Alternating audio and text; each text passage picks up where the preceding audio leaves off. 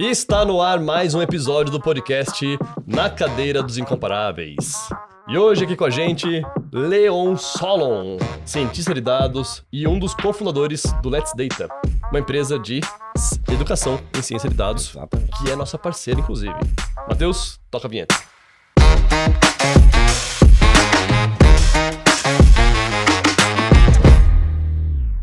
Muito bem, Leon, é uma honra ter você aqui, mas antes de você falar, eu quero pedir pro Robinho comentar sobre como é que vai ser o dia de hoje. Você sabe que o Leon, além de tudo, é músico. Olha só. Ele vai cantar aqui com a gente? Isso, vem novidades por aí nesse sentido, mas hoje nesse episódio a gente vai falar muito sobre ciência de dados, né? A função, o trabalho de cientista de dados.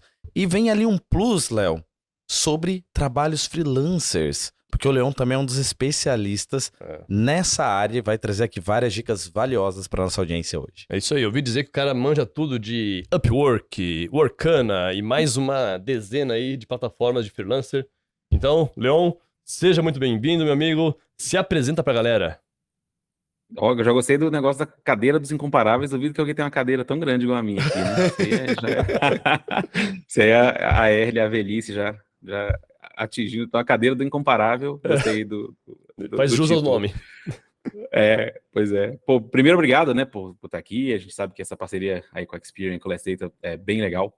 E espero poder ajudar um pouquinho o pessoal que estiver ouvindo a conhecer um pouquinho mais sobre ciência de dados, quem não conhece ainda, né?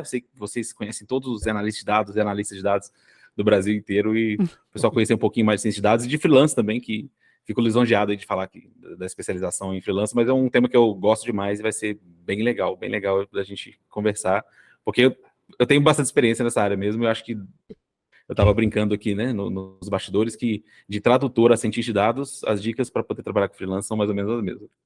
Boa. Show de bola, Leon, show de bola. É um prazer também ter você, o Felipe e o Bernardo, né, que são sócios, como nossos parceiros.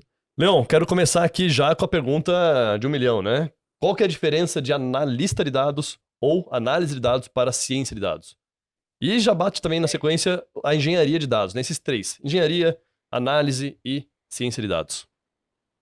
Massa. Não, é interessante você perguntar sobre isso. Primeiro, por quê, né? Você deve saber muito que o pessoal acha que são coisas hierárquicas, né? Um analista está acima ou está abaixo do cientista, ou acima do cientista, o engenheiro está acima do cientista, ou abaixo do cientista, e não existe isso, né? Na verdade, cada um tem especializações que são bem específicas. O pessoal confunde mais analista com cientista ali, mas basicamente, se você numa empresa, você precisa de várias coisas. Eu sempre brinco que, independente de qual é a especialização, ninguém vai contratar ninguém pagando um valor interessante, que as carreiras de dados são bem valorizadas. Nenhuma empresa vai pagar para poder você ficar brincando ou de Power BI, ou de Python, ou de Databricks, né? Ninguém vai ficar brincando com isso. Na verdade, você tem que trazer retorno para a empresa. Então, na verdade, o engenheiro, o analista e o cientista, cada um tem a sua especificidade dentro da empresa para poder resolver um problema específico. Uma separação que eu faço bem clara, e que hoje em dia, sendo bem honesto, né, Léo e Robinho, a verdade é difícil a gente saber, às vezes até em algumas empresas, no Brasil principalmente, dá uma zona cinzenta ali que todo mundo faz mais ou menos tudo, né? Isso é uma coisa que vem com a maturidade de dados. Mas na cartilha ali no papel, normalmente o analista de dados ele está olhando para o passado, e eu sempre falo isso de uma forma não pejorativa, né? A gente olha para o passado o tempo inteiro para poder conseguir, né, tomar decisões. Primeiro que todo mundo é para trabalhar para dar melhores condições nas decisões da empresa. Então, você vai ter um arcabouço de dados, vai ter insights mais bem elaborados. E o analista de dados, para não escorregar na pergunta, senão eu não vou nem responder, né? Então, o analista de dados, ele olha para o passado, basicamente. Ele olha quais são as tendências, ele vê quais são o que aconteceu no passado para poder tentar embasar as decisões. Então, por isso que os dashboards, né, o Power BI é tão importante, porque normalmente você trabalha com estatística descritiva, você trabalha com gráficos, para você deixar os gestores, né, e quem vai tomar as decisões bem embasados. O diferencial para cientistas de dados, principalmente, é na parte preditiva, porque normalmente você não faz muita predição e nem muita prescrição quando você está trabalhando com análise de dados somente. Então, o cientista de dados, a diferença, ele vai trazer insights também, assim como o analista, mas ele vai pensar um pouquinho mais para o futuro, ele vai analisar o passado e tentar prever o futuro. Então, se eu quiser saber, por exemplo, como é que está a empresa hoje, né, no último trimestre de vendas, então, normalmente, o analista vai fazer lá um dashboard, vai plugar as bases de dados mais importantes para poder, né, fazer um storytelling bem feito. E se você quiser saber qual que é a projeção de demanda daqui a 1 ano, daqui a 2 anos, né, ou saber estoque, Então, normalmente você faz um trabalho de modelagem preditiva, né, ou de ciência de dados. Então, esses dois são o limiar aí é trabalhar com modelos preditivos, basicamente para você ver o futuro. E para que o cientista de dados consiga trabalhar, o analista de dados também consiga trabalhar, tem que ter dados, né? Então tem que ter dados bem feitos, bem extraídos, tempestivos, e quem faz isso é o engenheiro de dados. Ele vai fazer todo esse pipeline de dados, que hoje em dia, o que acontecia? Muita empresa contratava analista de dados e cientista de dados, e esquecia um pouco do engenheiro, e às vezes estava ali os dados todos bagunçados, e hoje em dia as empresas brasileiras estão tendo noção de que para ter um nível de maturidade bom, para poder você conseguir contratar bastante analista e bastante cientista, você precisa ter de engenheiro. Então ninguém está brigando com ninguém aí, né? Isso que é o importante. Analista é importante, cientista é importante, engenheiro também é muito importante. Escorreguei bastante aí para poder, né, não cravar uma cerca assim do lado, mas e outra também, né, pessoal? O cientista tem que fazer trabalho de análise, o analista às vezes tem que fazer um trabalho de ciência de dados, então isso é bastante normal, e todo mundo faz dinheiro, né? Todo mundo tem que acessar a base, todo mundo tem que acessar o Databricks. Agora, Leon, nessa linha, meio que tentando encontrar as funções de cada um, em que tipo de empresa a gente enxerga melhor esses papéis? E a outra pergunta é para toda empresa, ou todos esses papéis de analista, cientista, engenheiro? Eu comparo muito com a área de tecnologia, né? Então, normalmente quando você tem tecnologia, antigamente, você tinha o faz tudo lá, o coitado do desenvolvedor, o webmaster, né? Eu tô velho o suficiente para poder lembrar dessa palavra, webmaster. Que aí o cara fazia tudo. Então, depende da empresa, pequena, grande, média, qualquer indústria precisava lá de um webmaster para poder tocar, né? Para mim, o analista de dados se encaixa muito nesse perfil, que vai fazer um monte de coisa, vai fazer tudo. Então, acho que desde as pequenas empresas, o analista já começa de cara, né? No caso do cientista de dados, a gente percebe que as empresas têm que ter, no mínimo, mais um nível de maturidade. Pode ser até empresas menores, né, não tem problema, mas o mais importante, acho que é o nível de maturidade de dados e saber o que é importante, né? Então, por exemplo, não faz muito sentido você ter modelagem preditiva numa empresa que não consegue nem saber como é que foi o último trimestre de vendas, né? Então, tem os níveis de maturidade direitinho. E isso, para mim, é muito claro. E a notícia boa para os cientistas é que o nível de maturidade tem aumentado muito no Brasil, né? Então, o número de vagas para cientista de dados tem aumentado bastante, e analista sempre teve, né? Na verdade, o analista de dados vocês conhecem muito melhor que eu. Antes de falar em cientista de dados, falar em Python, falar em Scikit-learn, falar em Pandas, o analista de BI tem há muito tempo, né? Que um bom pedaço ele virou o analista de dados hoje. Então, eu acho que em todas as indústrias e todos os tamanhos para analista de dados, e empresas de todas as indústrias para cientista de dados, mas que tem um nível de maturidade um pouquinho maior, né? Que já tem ali uma noção de o que ela precisa, já sabe do histórico para trás, já tem dashboards bem feitos, já tem análise baseada, já tem decisões baseadas em dados, né? Isso é bem importante. Aí quando ela começa a sentir que está precisando de ter alguma previsão, precisa ter uma previsibilidade de estoque, precisa ter uma previsibilidade de vendas, preciso fazer uma análise de churn, para saber se o cliente vai sair ou se não vai sair, aí a empresa ali está pronta para poder trabalhar com ciência de dados. Então, mas sendo bem pragmático, acho que de médias para cima, com certeza, e aquelas pequenas que têm um bom nível de maturidade, que já trabalhei também com várias startups que têm esse nível de maturidade e foi contratado como cientista de dados também. Então, acho que vai muito mais para o nível de maturidade do que o tipo. A boa notícia para os analistas, para os cientistas e para todo mundo de dados é que percorre todas as indústrias, né? Então, o que tem informação em banco de dados, em CSV, em Excel, todas as indústrias que têm esse tipo de informação têm analista de dados e cientista de dados. Então, na verdade, é todo mundo, né? Não tem como trabalhar sem dados hoje. Boa, perfeito, Leão, perfeito. Eu concordo 100% quando você diz que não adianta nada eu querer fazer uma análise preditiva se eu ainda não sei nem o passado direito, né? Então a gente vê muitos termos aí que estão na moda, né? Estão no hype. Big Data, Machine Learning, aprendizado de máquina, IA, enfim. E aí tem muitos empresários, gestores que querem isso. Só que não tem nem o básico. É o bingo, ainda, né? Não tem Eles querem marcar o bingozinho ali dos dados. Verdade, o bingo dos hypes, né? Mas não tem nem o básico, né? Então não adianta. Tem que ter uma base sólida, uma base bem consolidada ali, né? Forte, sabendo o passado para depois prever o futuro, né? Então isso é muito importante, né? De botar na cabeça aí dos gestores e empresários. Eu acho importante salientar isso, porque senão, eu acho que a gente está aqui para poder tornar a maturidade de dados das empresas, né, no ambiente do Brasil, mais sólida. Então não adianta falar, não, contrata um monte de cientista de dados, contrata um monte de analista de dados, se você não está preparado para ter os dados, né? Então, é importante falar, ser justo e honesto para dizer que não adianta você sair correndo, porque não vai ser contratar um cientista de dados para uma empresa que ainda não faz nem o básico, ele provavelmente não vai ajudar muito e você vai gastar, porque é um profissional bastante caro, né? E ele é caro justamente porque ele traz muitos resultados para aquela empresa que está preparada. Então, a empresa que está preparada, ela vai muito na frente, né? A gente fala aí de muitas empresas que estão top 10 aí do mundo inteiro em valuation, por exemplo. Você percebe que são empresas que não são empresas da área fim, né? Então, a Amazon da vida é tecnologia pura, é dados puro, né? O próprio do cafezinho, Starbucks lá, Starbucks trabalha com ciência de dados, assim, fortemente, até para poder saber aonde vai abrir as Starbucks, né? Então, não é à toa, né? Não é porque você toma um café da Starbucks e fala, pô, é muito pior que o café do ponto aqui no Brasil e tal, mas você vai ver que é porque os caras trabalham, né, com dados e é por isso que o cientista de dados é tão caro também. A Boa. própria Netflix também, É.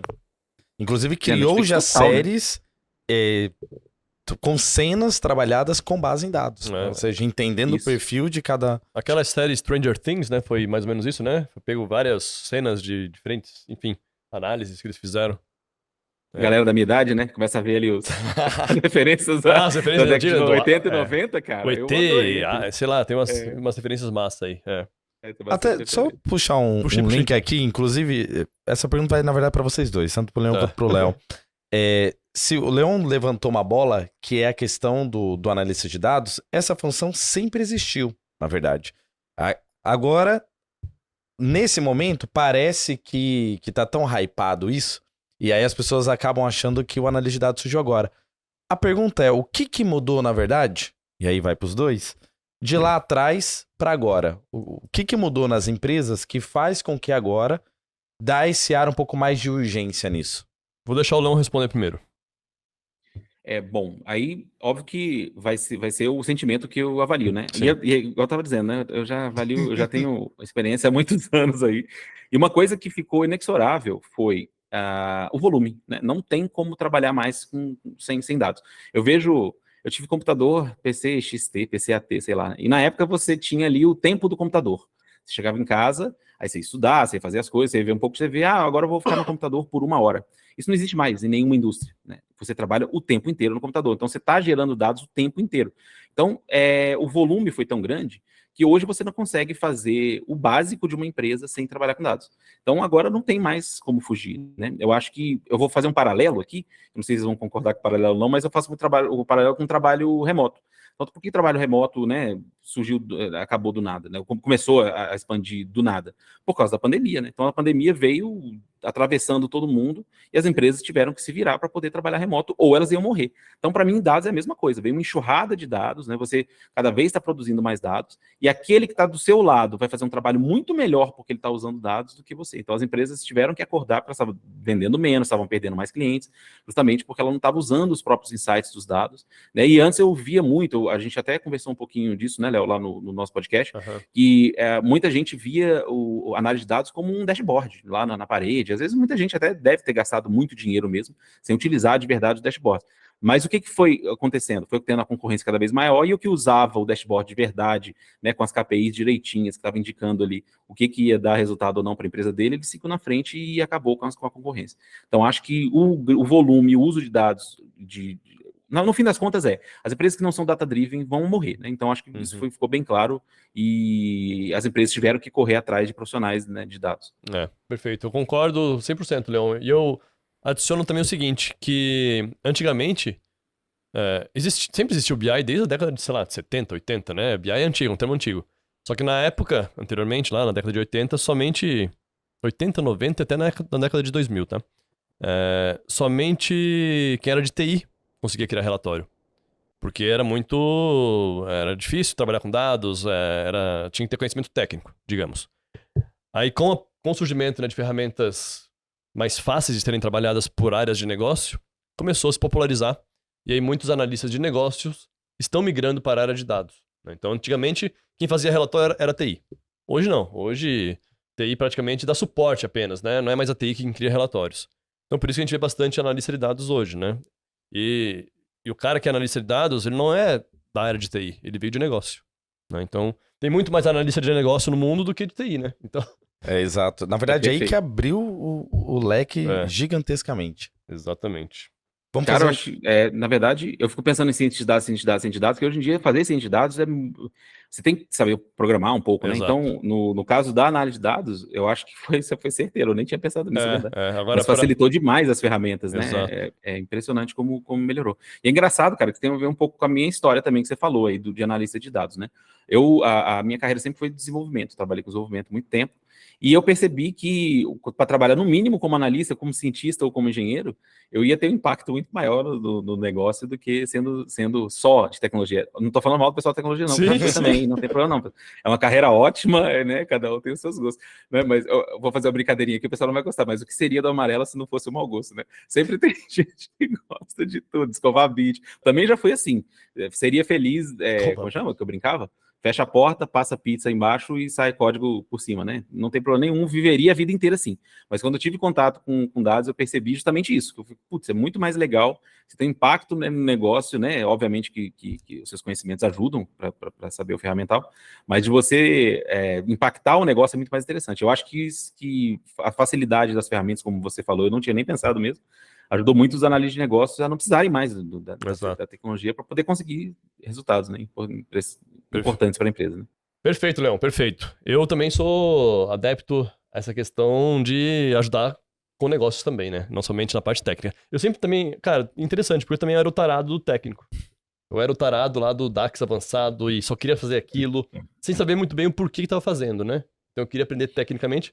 Óbvio que é bom, né? Não vou dizer que é ruim, mas quando você começa a trazer resultado para as empresas com negócio, com tomada de decisão, aí muda realmente bastante coisa aí, você dá aquela virada de chave, né? Principalmente quando a empresa, por exemplo, fatura muito mais, digamos assim, porque você trouxe uma informação relevante, ou ela salvou um negócio, ou o diretor tomou uma decisão que mudou o rumo ali porque você apresentou um dado. Então isso gera também uma outra satisfação quando, principalmente o analista de negócio que vira o analista de dados e traz e monta isso, provavelmente ele deve ter uma satisfação gigantesca por conta disso. Ô, Leão, eu queria que você falasse agora sobre o que é preciso para ser um cientista de dados. Eita, pergunta, eu que normalmente faço a pergunta lá do podcast, hein? Chama de a pergunta de 1 milhão de euros. Vamos ver se eu aprendi direito, né, para poder falar agora. Mas, assim, mais do que dizer o que precisa, eu vou dizer quais são, o que eu percebo mais quando eu vejo meus alunos, minhas alunas, todo mundo que me pede ajuda, né? Que são as maiores dificuldades. Muita gente, eu não sei porquê, mas se interna em um monte de coisas, um monte de teorias, e estuda um monte de estatística, e quer virar o rei do Python, e quer virar o rei de tudo antes de começar a trabalhar como cientista de dados. E uma coisa que eu falo tem que começar a botar a mão na massa desde cedo. Eu gosto desse top-down. Eu prefiro ver uma classificação de imagens entre um cachorro e gato e não saber nem o que está acontecendo por baixo, mas pelo menos eu ver o resultado. Porque tem a ver até com o que a gente acabou de falar. A gente vê o resultado na hora. Isso é muito mais instigante. Você vai ter muito mais vontade de estudar depois a matemática por trás do Deep Learning, depois que você vê para que serve. Então, uma coisa que eu digo muito tem que saber um pouquinho de programação, obviamente, tem que saber Python, né? Que a gente sempre fala do Python, né? Tem a briga do Python e R, mas o Python dominou o mercado. Cada vez que sai mais pesquisas, mostra que o Python, né? Não tem o que fazer. Eu ainda gosto de R, acho massa, mas eu sou pragmático e não tem como trabalhar com R, tem que trabalhar com Python. Mas também não precisa ser o Python para poder desenvolver sistemas web, entendeu? Isso que o pessoal não entende. Vou saber tudo, vou saber um monte de frameworks, Django, Flask. Não, você vai aprender o básico para manipular dados ali no Pandas e bonitinho. Então tem que saber um pouquinho de programação de Python, tem que saber um pouquinho de estatística, pelo menos as estatísticas descritivas, né? Que inclusive até o analista é muito importante saber estatística descritiva também, para saber o que está fazendo, né? Tudo bonitinho, estou metendo na sua área, aí você briga comigo. Aí também tem que saber... E tem que saber bastante da área que você está trabalhando, né? Então, você tem a matemática e a estatística, tem um pouco de programação e tem a área que você vai trabalhar. Então, eu vou trabalhar na indústria de e-commerce. Então, é interessante você estudar e-commerce. O que eu acho legal de cientista de dados você não precisa ser um super especialista na área na analítica que você está trabalhando. Tanto que tem várias pessoas que trabalham em diferentes indústrias tão bem quanto, né? Tem gente que saiu tem um entrevistado nosso que trabalhava num banco e depois foi para Max Milhas, depois foi para Ambev e tava tudo bem, né? Então, o cara não é possível ser especialista em tudo. Mas é óbvio que isso é uma coisa que eu instigo muito, principalmente quem tem migrando de carreira. Se você já tem uma área de negócio que você conhece bem, você é o melhor de todos para poder aprender as ferramentas de dados para poder trabalhar.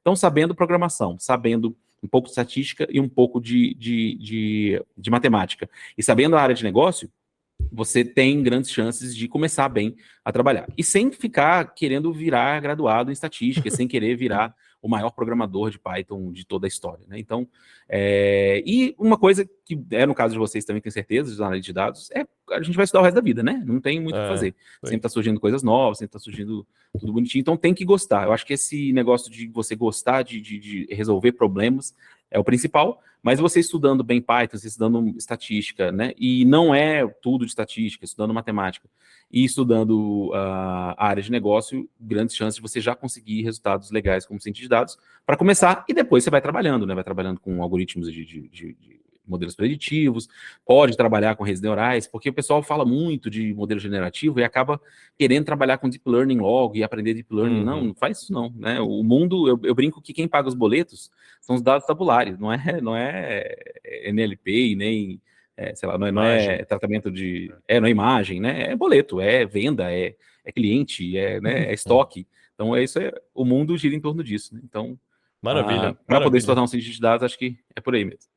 E, inclusive, né, para você que está aí do outro lado e não está ciente, nós estamos nessa semana com um curso gratuito, né, rolando lá no canal do Let's Data, né, o Bastidores da Ciência de Dados.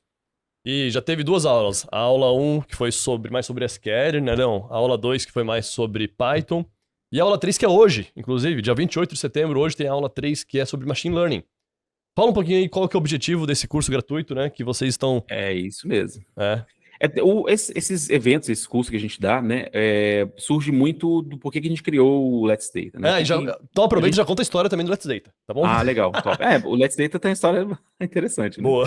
Para quem não sabe, né, quem é aqui de Brasília e quiser me ver no K Brasil, ou quiser me ver no O'Reilly, para quem é de Brasília conhece que são esses pubs, né? Aí em Floripa é o John Bulls. John Bull. Ah, John Bull, pois é, um dia tem que ir, né?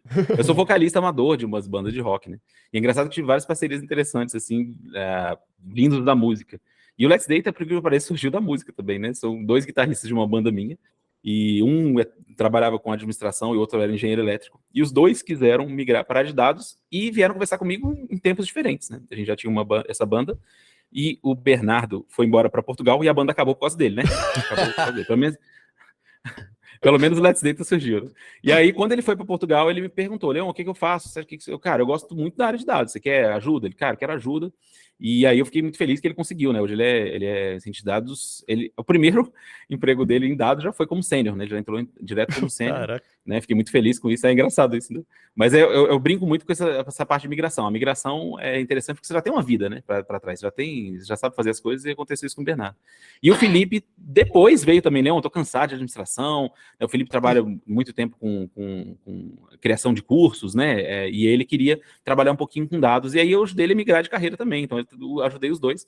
E aí a gente surgiu com um podcast, que eles falaram, Leon, vamos criar um podcast, você ajudou tanto a gente, eu acho que vale a pena você ajudar os outros. Eu acho que você deu um rumo pra gente que no mínimo tempo possível a gente conseguiu virar cientista de dados, sem precisar fazer uma graduação de novo, sem precisar estudar livros e livros de estatística. Você ensina de uma forma que você não mais do que o necessário para começar a trabalhar, né? Então acho que isso foi bem legal.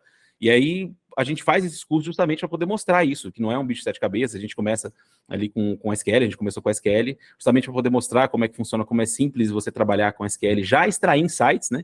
Eu faço muito paralelo com análise de dados quando você vai trabalhar com SQL, porque toda empresa tem um banco de dados. Então, se você aprende SQL, que é relativamente simples, você já consegue extrair insights que você nunca conseguiria antes, né? Analisando os dados de forma bruta, ou no Excel da vida, assim, né? E não é falando mal do Excel, não, você brinca comigo aí, né? Mas o SQL é muito importante, por isso que a gente viu isso nessa aula, e também na manipulação de dados. Mas o curso em si, a gente faz de uma forma bem simples, bem palatável, mas de verdade. Então, tá sendo um problema de verdade, que está sendo incremental, é muito parecido com o que a gente trabalha no dia a dia, e é bem legal porque esses cursos justamente é meio que o objetivo final do Let's Data, que a gente criou justamente porque a gente passou por muitos percalços para poder virar cientista de dados, sendo que a gente percebeu que não precisava daquilo tudo, né? Não precisava fazer um mestrado, não precisava ler 57 livros de estatística para poder virar cientista de dados. Ainda mais no nível de maturidade do Brasil. Tem um nível de maturidade que está melhorando, mas a gente sabe que hoje as empresas não é Vale do Silício, né? Tirando algumas empresas do Brasil que são muito grandes, são muito boas em dados, né? A Hotmart, né? A Ambev, várias empresas, estou dando trabalho aqui para a galera de graça, né? Oi? O Itaú é muito forte também, pois é, mas a maioria das empresas não é assim, né?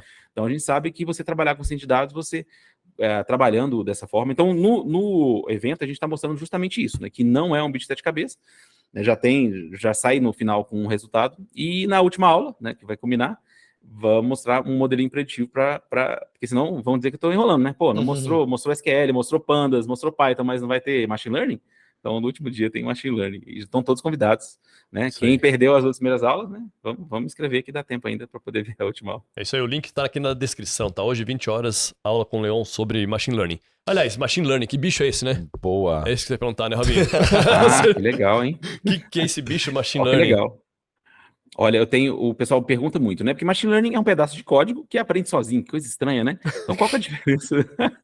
Qual que é a diferença de machine learning para um programa normal? Eu uso normalmente esse paralelo com os meus alunos e minhas alunas, né?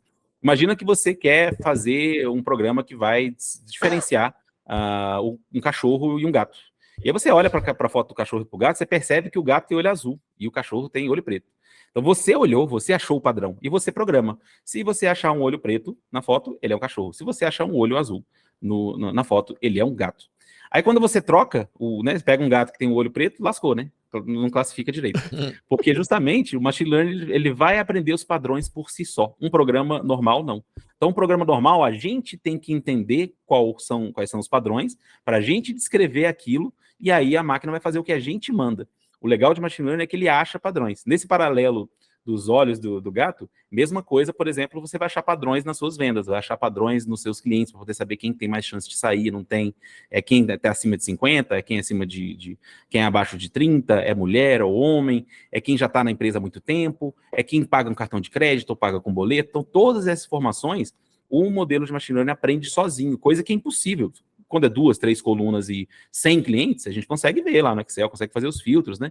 Mas quando passa de 50, 100 colunas e milhares, dezenas de milhares de clientes, não tem mais como descobrir esse padrão sozinho, e machine learning é justamente um pedaço de código que aprende o padrão sozinho. Então, daí a importância de você ter machine learning nas empresas, né? Que ele consegue extrair padrões que você não conseguiria fazer de outra forma. Isso é bem importante. Legal, Rapaz, hein? foi a melhor explicação de machine learning que eu já ouvi na Fácil de vida. entender, né? Ah, que legal. É, Rapaz. porque realmente o Que pessoal bom, complica, que bom, né, o o pessoal conceito. gosta. Não, isso aí- que vai, é um conjunto de códigos e softwares que vão. Não, gente, é só pra Não, achar padrão. Entendeu? Você não vai achar sozinho, é muito grande.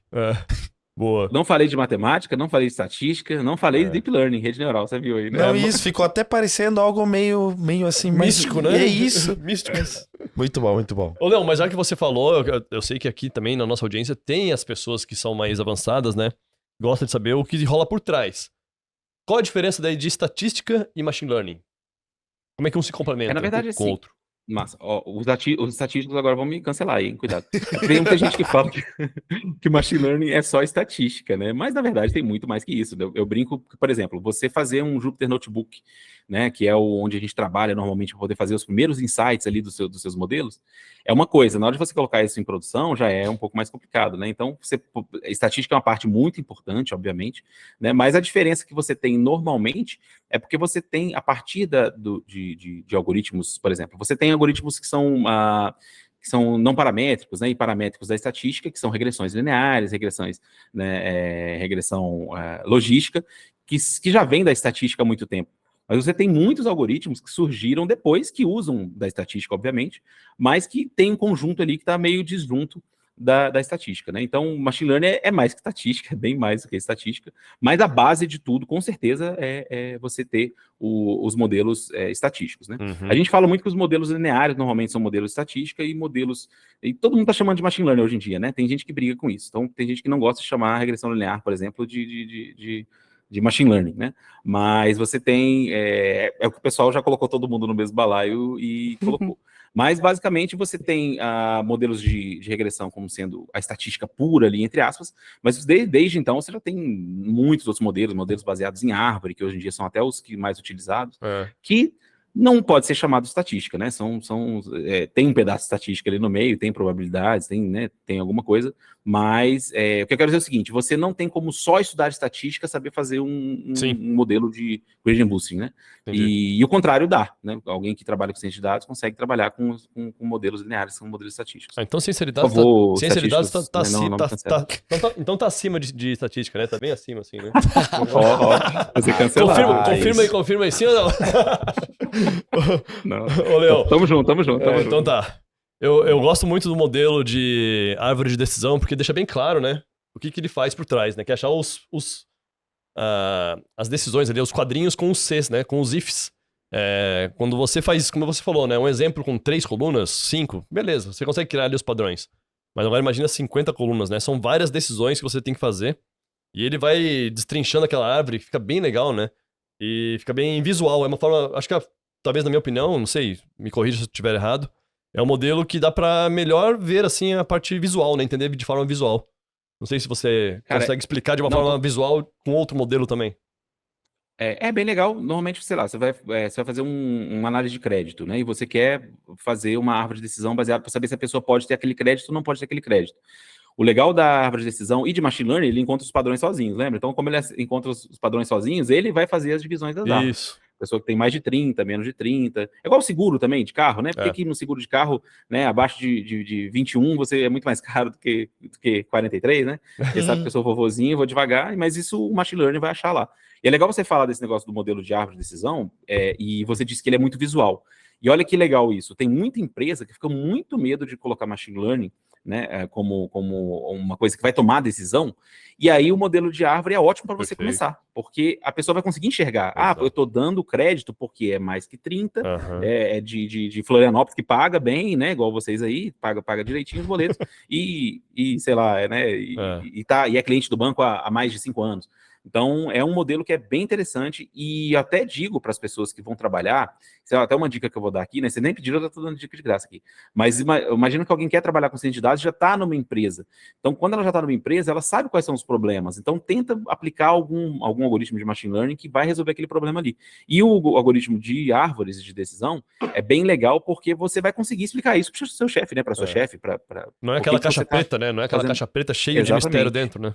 Perfeito. Exatamente. Claro que no nível de maturidade, quando você chegar lá na frente, aí você não vai estar muito ligando, eu quero que acerte. Sim. Então, ótimo. Mas se você quer saber o porquê que está fazendo aquilo, é um modelo excelente.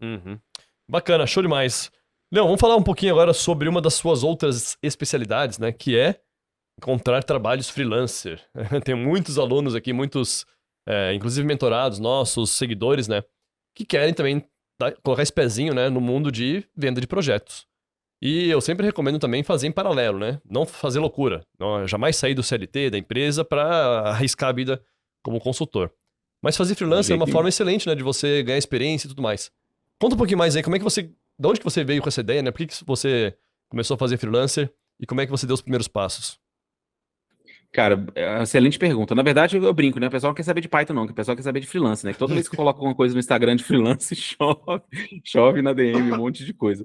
Mas, assim, eu sou muito apaixonado por esse assunto, porque é engraçado, vou contar aqui meus sonhos, né? Na época.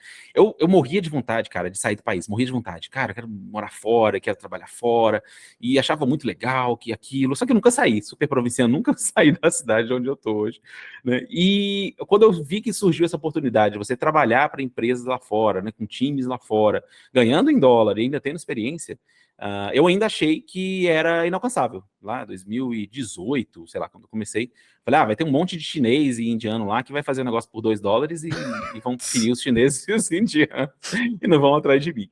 Mas só em 2020 mesmo, quando veio a pandemia, eu acho que foi por piração, sabia, Léo? Porque eu não falei que eu tinha um monte de banda? Sim. Veio a pandemia, eu não tinha mais banda pra tocar, cara. Eu não tinha mais hobby pra fazer. Eu falei, meu Deus do céu. Não tinha mais banda, o Bernardo foi embora. Não. Pô, tá vendo? Me abandonou, lascou. Aí eu comecei a entrar de cabeça mesmo na área de freelance. E pra mim foi uma surpresa muito grata. Sabe aquele estigma de que falam que brasileiro lá fora é muito bem quisto? Cara, eu percebi isso muito bem, mas porque a gente tem uma vontade muito grande, a gente estuda muito mais além da conta, então, sei lá, termina o trabalho, você vai estudar para poder tentar resolver aquele problema, isso é um perfil muito legal. Mas por que eu incentivo muito as pessoas a fazerem, cara, concordei totalmente com você, cuidado, fica no seu emprego tranquilo, né, e o chefe do que vai fazer freelance também não se preocupa, ele não vai sair daí. Tem uma coisa que é muito legal, que ele vai ficar com o cérebro muito mais atiçado, muito mais oriçado, ele vai descobrir coisas muito mais avançadas para poder aplicar na sua própria empresa. Isso aconteceu comigo, eu jurava que podia impactar no meu trabalho do dia a dia, e na verdade eu fiquei muito mais produtivo justamente porque eu estava fazendo freelance. Então, tem vários estigmas de freelance, né? Então você tem que, obviamente, tem que procurar as plataformas, eu vou dizer aqui algumas plataformas direitinho, mas basicamente o que é freelance, né? Tem gente que às vezes nem sabe também, parece que tá falando com fotógrafo, né? A gente fala muito fotógrafo, né? Fotógrafo tinha freelance, tradutor, né? Freelancer de casamento, né? É que o freelancer a galera leva pro bico, né? Fazer um Bico, bico. fazer um bico. Isso, Fazer um bico. Isso, exatamente. Mas, na verdade, cara, o freelance é um trabalho que não tem um contrato formal, então, normalmente não tem problema você fazer junto com a CLT, né? É óbvio que, coitado que trabalha 44 horas loucamente, cuidado para não largar a família, né? Mas, normalmente não é assim, a gente trabalha ali nos horários normais e consegue, né, ter ali uns horários, ou mesmo pega alguns períodos de férias para poder pegar o freelance. Então, é um trabalho, normalmente, que você não tem um vínculo, então, na hora que acabou, acabou, né? Tá tudo bonitinho. Mas é uma experiência muito legal, porque você melhora muito a sua experiência. Porque desde que eu comecei a fazer freelance, parece que eu tenho 10 vidas. Eu brinco que eu não teria o Let's Data se eu não fizesse freelance. Justamente porque eu já trabalhei em diversas indústrias, inclusive públicas fora. Muito engraçado. Já trabalhei para a prefeitura de Washington, já trabalhei para Austrália, para África, para Inglaterra, né? E eu digo que mesmo se fosse de graça, ninguém tem que trabalhar de graça não, pessoal. Vamos ganhar em dólar. Mas mesmo se fosse, ganha uma experiência muito grande. Então, sendo pragmático, você não vai largar o seu emprego e você vai começar a procurar as plataformas que são as mais interessantes. Tem a codementor.io, upwork.com, Tecla. Peraí, repete. Opa, Pô, vamos cortou. lá então, hein? Fala aí, a primeira? Upwork, sim. Upwork.com, codementor.io, né? Certo. Workana, que é muito bom É também. mais conhecido, eu acho, não sei, né? É o mais conhecido, talvez. Tem o freelancer.com, que é interessante também. Tem um que é bem legal, Léo, Robinho, que muita gente não conhece. Esse eu gosto de falar por causa disso. Que é o tecla.io, que é só para isso. Esse é só para quem é da América Latina. Então é bem legal também, né? E como é que funciona normalmente? E é outra coisa que é importante também. Muita gente acha que você tem que ser um super especialista, né? Ser um cientista de dados de 30 anos, para poder conseguir um trabalho. Mas, na verdade, você tem todo que é nível de freelance. Você pode trabalhar, por exemplo, fazendo manipulação de dados. Então, se você já sabe pandas muito bem, já faz um monte de manipulação de dados, você pode tentar entrar lá e fazer um trabalho desse, né? E é bem interessante. Eu cheguei uma época, inclusive, não tem os cursinhos de Udemy, né? Cursinho de Udemy, eu quero aprender uma coisa super específica ali, compro o curso ali de R$30. Eu fazia o contrário. Eu falei assim, eu quero aprender MongoDB. Não sei nada de MongoDB. Chegava lá, vou pegar um negócio de MongoDB, mesmo sem saber nada. Eu pegava e me virava para poder aprender MongoDB. Então, na verdade, eu tava ganhando dinheiro, ganhando experiência para poder aprender uma coisa nova. Então, eu fiz o jogo inverso, né? Então, é uma coisa que eu sugiro todo mundo a fazer, porque você ganha uma destreza muito grande, você melhora seu inglês, né? E isso infelizmente, é um pré-requisito, principalmente quem quer fazer para fora. Aí tem que mandar bem no inglês. Mas, porém, todavia, todo mundo tem sotaque, cara. Todo mundo tem sotaque. Várias startups que eu já trabalhei, um sotaque 10 vezes pior do que o meu. Achei que o meu sotaque era forte, tinha gente com um sotaque muito maior. Mas você sabendo se comunicar, você sabendo, né, ouvir e sabendo se comunicar, tá mais do que bom. Então é bem importante mesmo. Mas eu incentivo demais, porque eu gosto muito, muito desse assunto mesmo, justamente porque você ganha experiência, você ganha em dólar e em euro, que é óbvio, né? Vai pagar os impostos também, pessoal, tem que pagar imposto. Mas você ganha em euro, ganha em dólar. E você... E lembra aquela história que eu falei que eu tinha vontade de sair do país? Eu não tenho mais vontade de sair do país, cara. Tô feliz aqui, né, na minha roça aqui, bonitinho e tal, porque justamente acho que acaba esse estigma de você ser provinciano, você tá trabalhando numa startup, né, a última startup que eu trabalhei era baseada em Nova York, tinha gente da Califórnia, de Londres, de Campo Grande e da Índia. Então, assim, você começa a se sentir mais cidadão do mundo. Eu acho que mesmo para quem pensa em ser nômade, né, que é uma coisa até legal também, mas começa primeiro ali no freelance, morando aqui na roça mesmo. Bom que a gente gasta em real, né? Então é melhor ficar aqui na roça. Sobra um dinheirinho, né? Sobra um dinheirinho no final do mês. Exatamente, sobra um dinheirinho legal no final do mês. Léo, mas como, assim, como é que o cara vai conseguir... Pô, você falou assim, então parece tão fácil. Quero aprender sobre uma coisa, eu vou lá e aprendo... Vou lá e aplico para um trabalho que pede MongoDB. Mas o que eu vejo o que eu vejo a galera falando é como conseguir o freelancer. E aí a questão tem que ter um perfil bom, tem que ter o quê? Perfeito. Cara, você tem que ter... O bom o pessoal lá de fora não quer nem saber se você é de uma faculdade pública aqui do Brasil ou de uma super faculdade. Não quer mesmo, né? Ele quer saber se você sabe resolver o problema dele ou dela. Isso é muito importante.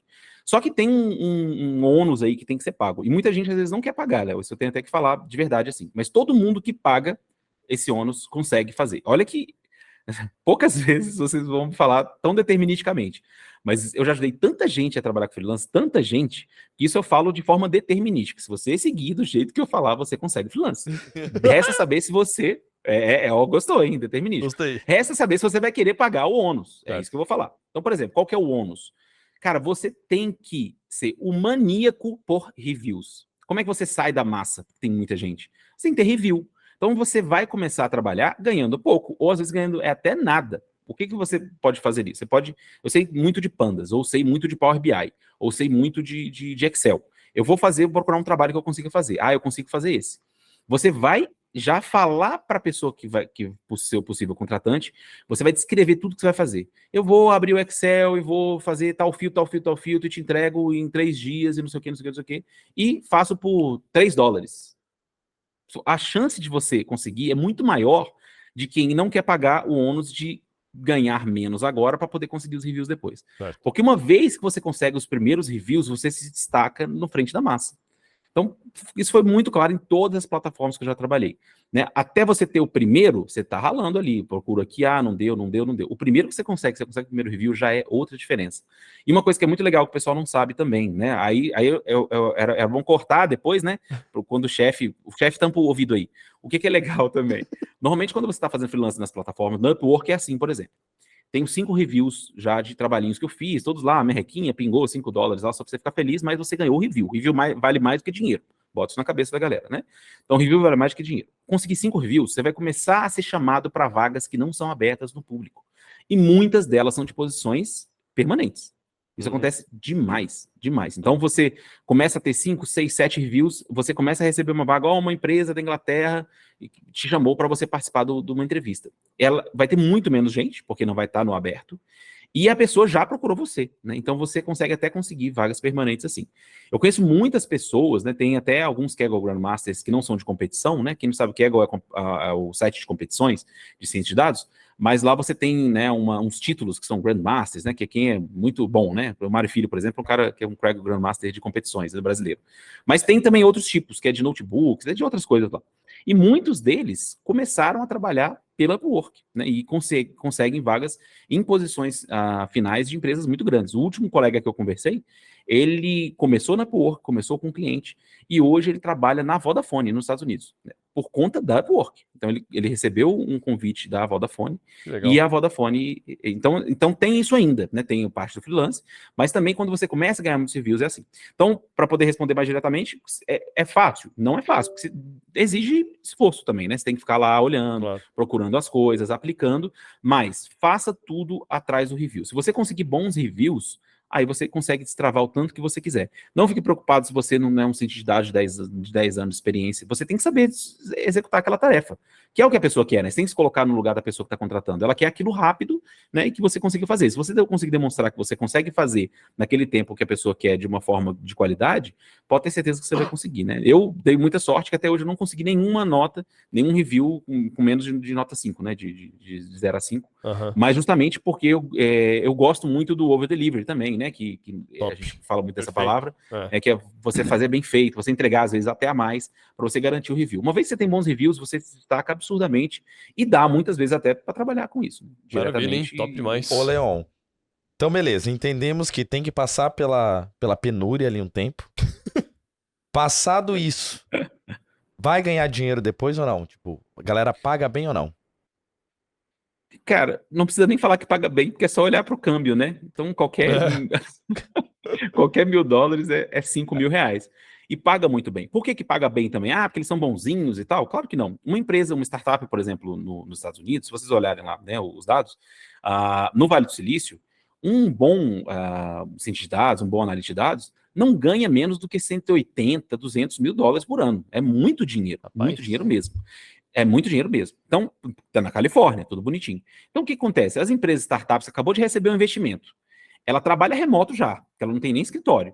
Ela vai olhar para a América do Sul, vai ver um bando de nerd, né, de nerdinhas e nerdinhos. Desesperado?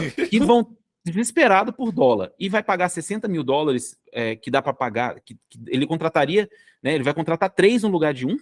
Né? Então, assim, isso é muito claro. Então, mais uma vez, isso aí você vai ganhando com o tempo, obviamente, mas se a gente fizer uma conta rápida aqui, que você vai cobrar $20, que é uma coisa baixa, certo? Depois vocês olham lá qual que é a minha cotação. Tudo isso tá falando é por hora, né? $20 a hora. Por hora, desculpa. Não, quando falou 3, deve ser $3, caramba. Não, a minha na Codimento era $100, certo? Então, $20 é normal, né? $15 é baixo, muito baixo. Só que é o quê? Você vai fazer isso 3 meses, 4 meses para conseguir 5 reviews? Depois você vai destravar o resto da sua vida para poder ganhar Cara, $15 é muito pouco mesmo, falando sério. Eu acho que depois disso eu nunca fechei contrato por 15. E, Né? O meu é sempre Leon, acima. quantos tu já fechou? Só por curiosidade. Pode divulgar esse número aí? Posso. Na Code Mentor, eu fiz mais de 60. Caralho! Tá aqui, pariu. Rapaz. Na É Code isso, Mentor eu gente. fiz Tem mais de 60. realmente alguém que tem experiência. É. Tá? Não é alguém aleatório que tá falando pra você, tá? Então segue a cartilha aí do Leon que vai dar certo. Que massa, Não, cara. e mais ainda, cara, mais do que eu mesmo, né? Que o pessoal fala, mas é porque o Leon é muito nerd. Cara, todo mundo que me procura, todo mundo que faz ajuda. A gente tem um aluno, né? Eu não vou falar o nome dele para não expor, mas depois, se ele deixar, eu até boto nas notas aí. A gente tem um aluno que não tem graduação, ele é bem novinho. E, na verdade, ele ia ter o primeiro emprego dele CLT só agora. Ele estava pedindo ajuda, ao contrário. Ele já estava fazendo freelance há muito tempo. Cara, eu faço freelance, mas agora eu tô querendo, né, um CLTzinho para poder ver como é que é, né? Mas eu tô muito bem, não é nem por causa de grana e tal. Então, assim, é possível, é muito possível. E todo mundo que segue a cartilha consegue, né? Porque a demanda é muito grande. A demanda é grande demais.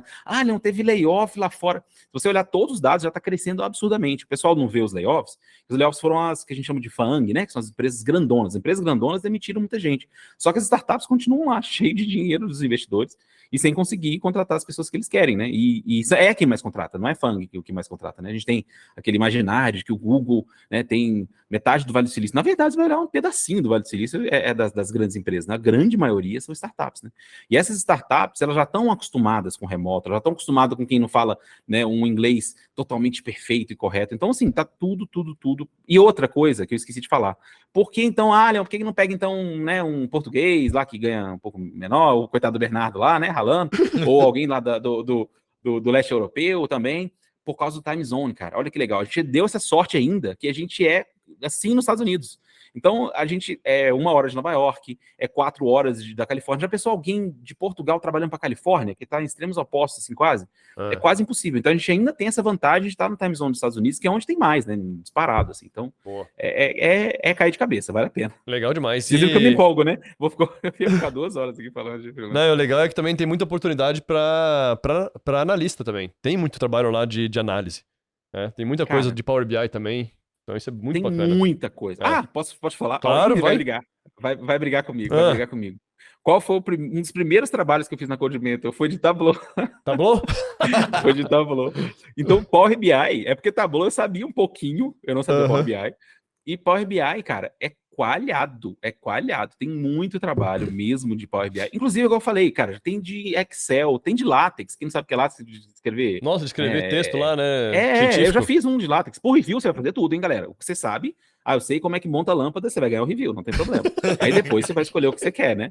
Então, mas, cara, Power BI tem um monte. E essas dicas que eu dei, você percebeu que eu não falei de dados? Não falei de Python, não falei nada? Cara, é para qualquer coisa. Qualquer coisa. Se você é desenvolvedor, é a mesma dica. Se você é tradutor, é a mesma dica. Se você é analista de dados, é a mesma dica. Então, é tudo as mesmas dicas, que é essa história do ônus que você tem que pagar. Só que um ônus que vale a pena demais, né? Porque o dinheiro é absurdo. Não chega nem a ser a experiência. Um ônus. Não quero falar só de dinheiro, né? Entendeu? É então, praticamente um investimento. Exatamente, é um investimento. Você vai investir 3, 4 meses, entre aspas, trabalhando de graça, para depois poder... Rapaz, acho que vou fazer esse negócio. Não, eu já tô aqui acabando o episódio, eu já vou entrar nos ali e ver o que tem que dá pra gente fazer. Muito legal, cara. Muito legal. Eu tentei falar do chefe, mas os coitados do chefe estão preocupados agora, né? Não, é bom pra empresa, é bom mesmo. É bom ver a evolução também do colaborador, porque vai, como você falou, né? Vai trazer mais insight para a própria empresa. Então isso aí... Isso. Só esse finalzinho mesmo, Léo. Se você deixar, eu vou falar o dia inteiro disso, né? Mas então fala mais um pouco, vai que tem tempo. Porque é o seguinte, o impacto que você vai ter... eu jurava que eu falasse, cara, eu vou fazer, eu gosto, mas eu não quero atrapalhar meu trabalho, né? Quem paga o meu ganha-pão é minha empresa, né? O meu órgão que tá me pagando ele bonitinho, trabalho bonitinho lá para eles, o máximo que puder. Só que eu achei que fosse impactar, falei, cara, vai impactar. E, na verdade, eu vi uma coisa, e tem até um paper sobre isso, o pessoal chama isso em inglês de side hustle, né? Que é aquilo que você faz fora do trabalho. E tem um paper que mostra que quando você faz um side hustle que te agrega, você fica muito melhor no trabalho original. E foi um absurdo, cara. Foi um absurdo. Quando eu comecei a fazer freelance, eu comecei a minha produtividade aumentou absurdamente no meu trabalho CLT, entre aspas, né? Trabalho num órgão público.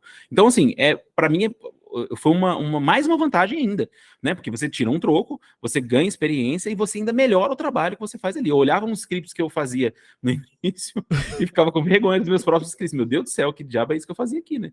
Então, isso ajuda demais e pode ter certeza que a empresa que tiver pessoas que fazem isso, elas vão estar ganhando, inclusive, de estar trabalhando com startups dos Estados Unidos. Né? Quem é que consegue ter uma experiência de startup dos Estados Unidos com o que está sendo feito lá e trazer para a empresa, né? Até bom nesse sentido. Justamente isso que eu ia trazer. No aspecto de posicionamento, você poder agregar no teu LinkedIn dizendo que você atendeu empresas dos Estados Unidos, da Europa, da Austrália. Nossa Senhora. Enfim, isso já traz uma reputação incrível, uma autoridade gigantesca para dentro do teu currículo. Então, se a tua empresa, por algum motivo, achar ruim te mandar embora, vai ter outras tantas loucas para te contratar, porque isso vai agregar no teu currículo. Show de bola, show de bola. Exatamente. Leon, quero aqui novamente, em nome da Experian, agradecer pela presença, pela parceria. Manda um abraço lá pro Felipão, pro Bernardo, né? E dá seu último recado aí para a nossa galera. Primeiro eu queria agradecer mais uma vez aqui, né? Tá na cadeira dos incomparáveis aqui, ó. Quero ver se vai ter uma cadeira igual, hein? Quero ver se vai ter uma cadeira igual. Isso é coisa de nerd, essas cadeiras gamer aí. Essas cadeiras gamer aí. Pior que é. Mas, cara, queria agradecer demais, de verdade. Assim, é um assunto que vocês percebem que eu brilho o olho, né? Eu gosto demais. Desde que eu comecei a trabalhar com dados, eu adoro. Freelance também, adoro também. Então, queria, né, primeiro falar pro pessoal que não tá vendo bastidores de dados, já cadastrar aí bonitinho. Já viu que eu falo um monte de besteira, né? Mais fácil de uma forma a tentar ajudar ao máximo. A gente criou o Let's Data de verdade para poder ajudar as pessoas a entrarem nessa carreira que a gente gosta tanto. É a primeira vez que eu comecei a trabalhar e foi exatamente do jeito que o Robinho falou. Eu fiz um modelo preditivo e ele já funcionou de cara, assim, e deu resultado. Quando você brilha o olho, você fica louco, né? Você não quer saber de outra coisa. E o Let's Data foi aí uma extensão dessa vontade que eu sempre tinha de ajudar as pessoas. E as pessoas gostam muito do meu jeito maluquinho, assim, de trazer conceitos complicados, né? De uma forma simples.